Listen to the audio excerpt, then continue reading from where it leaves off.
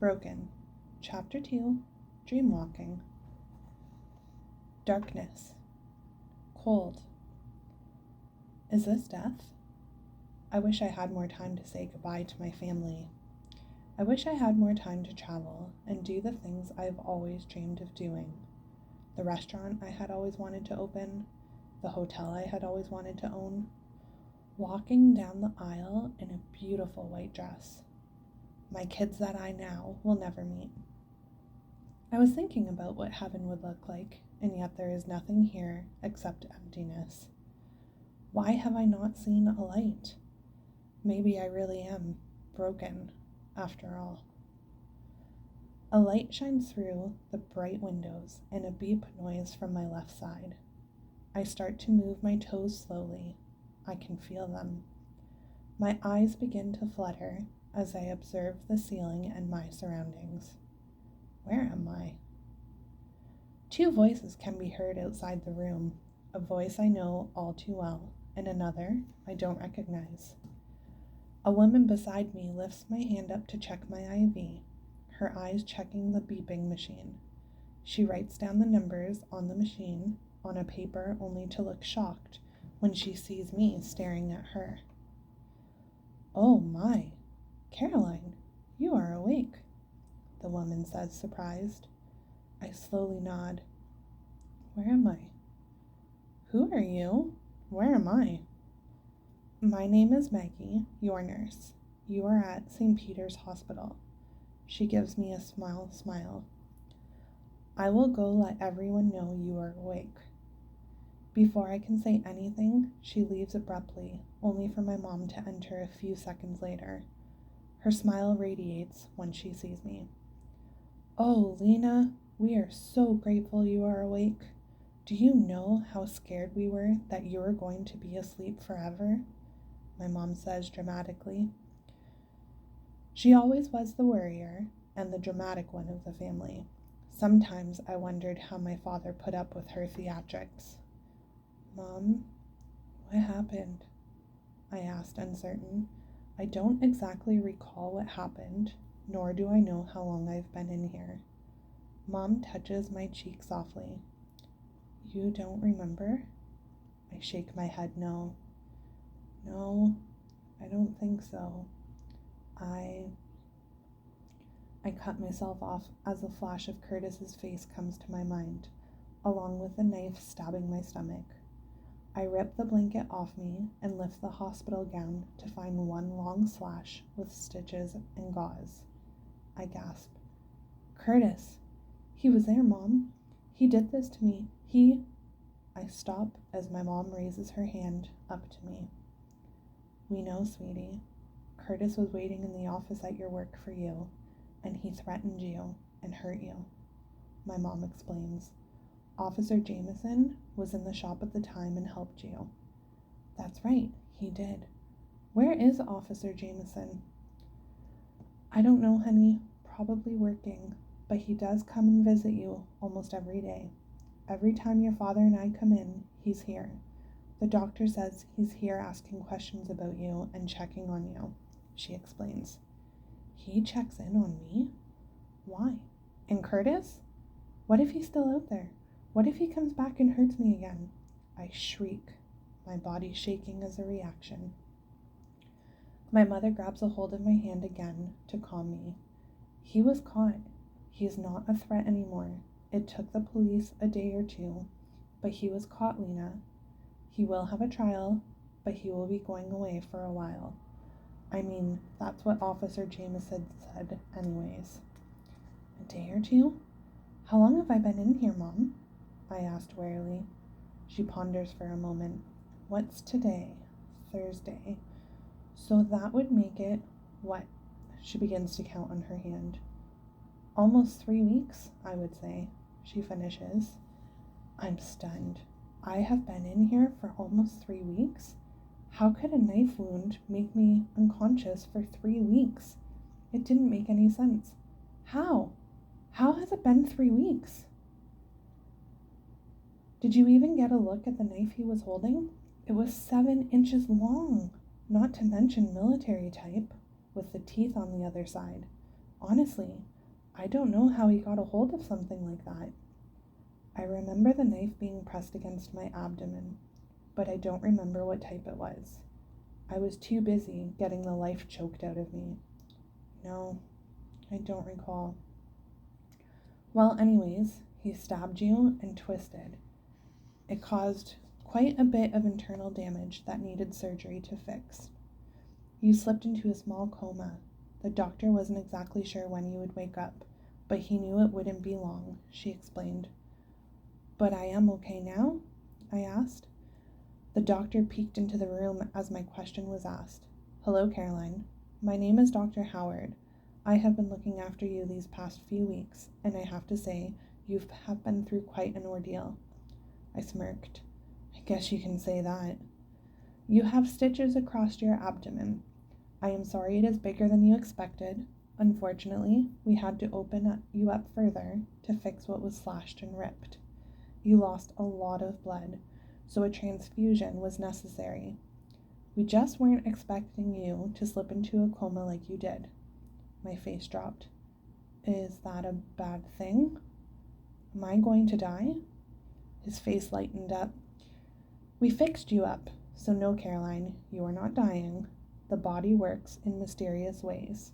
Your body said it needed some much-needed rest, so it helped you do just that.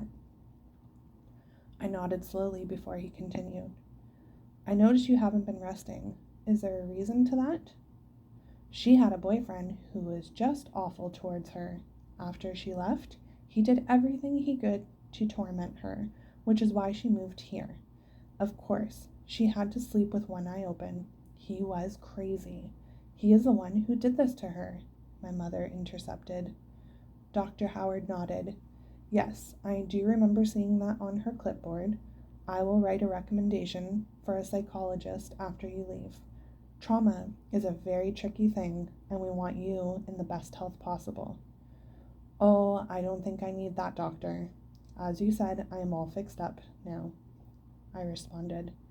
Nonsense, Lena. You are taking the recommendation. Have you any idea what you have been through? I mean, think about it. If you got PTSD from all of this, I can't even begin to imagine what the neighbors would think if you came to visit and you were acting out from PTSD, my mother exclaimed. Dr. Howard raised his eyebrow to my mother. Right. Anyways, I am still writing the recommendation, and you should really rest some more. I will ask a nurse to fetch you some food. I will be back in a few hours to check on you again. He gave a small smile to me and told my mother it would be best for her to leave me alone for a while to rest.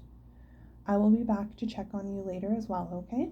My mother assured me, kissing my forehead before leaving. Scanning over the room left me pondering some more on the fact I had been here for almost 3 weeks. What about work? Had my coworkers seen me lifeless on the floor? How could I face them again? My thoughts only seemed to get darker. A few hours had passed. A nurse had brought me a hospital plate. Basic hospital food. Turkey with mashed potatoes, peas, gravy, and a Jell-O cup. It was very bland to say the least. The nurse handed the TV remote from across the room and allowed me to browse the channels. I stumbled upon an old Western flick. It has always been something I'd loved to watch and made me think of my grandfather who loved them just as much as me. My eyes were so fixated on the movie, I didn't see a figure slip into the door and walk over to my bedside. My head turned slightly with anxiety, ready to scream at a moment's notice. Hello again.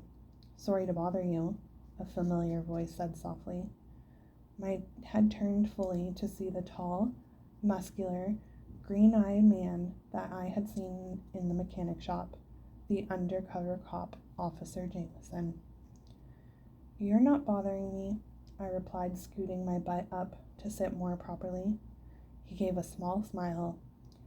They informed me you had woken up, so I thought I would drop by and see how you were doing. Why does he care so much? Don't first responders just do what they can and move on? I wasn't aware any of them actually followed up with whom they had saved. I should thank you, Officer Jameson. If it weren't for you, I wouldn't be here. He flushed for a moment. Of course. I mean, I need you to get those parts for me still. He smirked. I chuckled. I would have thought you would have gotten them by now, with me being in here for 3 weeks. Then it hit me. I forgot to press cash out on the computer. I had put the items in the cart, but nothing else. I face-palmed myself. Shoot! I totally forgot to cash out. The parts were in the car, but since I forgot to cash out, nothing happened. It's okay. I figured this is what happened.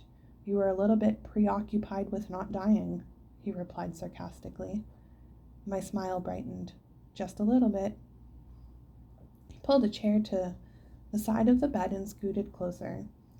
You know, he was caught, right? The asshole who hurt you? His face darkened, recalling the events that had taken place.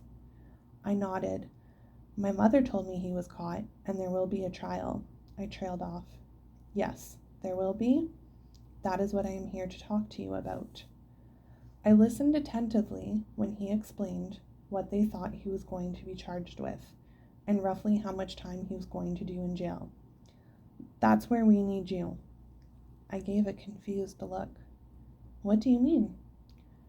Well, we need you to testify, he added. My face dropped as I realized that would mean facing him again. No. I can't do that. I can't see him. He. I started to feel the terror rise within me. Officer Jameson placed his hand over mine. Caroline, it's okay. He paused. He would be in handcuffs, and there would be over 4 officers in the courtroom. You will be safe. Trust me. I was assured at all. Even if he were chained up Hannibal style, I would still be afraid he would get out and come after me. It is the only way we can assure his jail time. We need hard evidence and proof. You are that proof, Caroline. Living, breathing proof. Then the judge and the jury would see his intentions and understand he is a psychotic man. They would put him away for a long time for sure. I was speechless, but I knew that I would have to do this.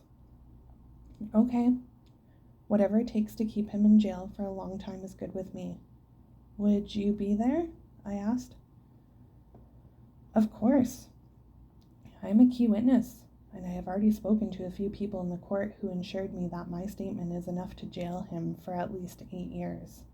But your statement in court would mean he could be jailed for 15 years for attempted murder. A sense of relief waved over me.